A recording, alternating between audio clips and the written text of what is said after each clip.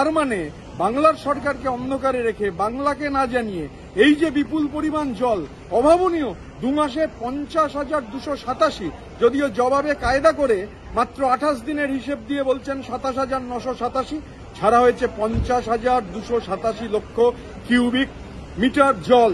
এবং আমাদের গোটা দক্ষিণবঙ্গের ফসল ধ্বংস হয়ে গেছে, দক্ষিণবঙ্গের বাঁধগুলো ধ্বংস হয়ে গেছে, দক্ষিণবঙ্গের রাস্তাঘাট ধ্বংস হয়ে গেছে, ঘরবাড়ি ধ্বংস হয়েছে, গবাদি পশু ধ্বংস হয়েছে, মানুষ পথের ভিখিরি হয়েছেন। বাংলাকে ডুবিয়ে দেওয়ার জন্য কেন্দ্রীয় সরকারের দেশবিরোধী যে ষড়যন্ত্র, তার অংশ হিসেবে ডিভিসি এই ষড়যন্ত্র করছে। ওরা ভুলে যাচ্ছে যে ওরা জল ছেড়ে বাংলার মানুষকে ডুবিয়ে দিতে পারে, ডুবিয়ে দেওয়ার চেষ্টা করতে পারে। এটা ম্যানমেড ডিজাস্টার, ম্যানমেড বন্যা। ডিভিসি এই বন্যা ঘটিয়েছে।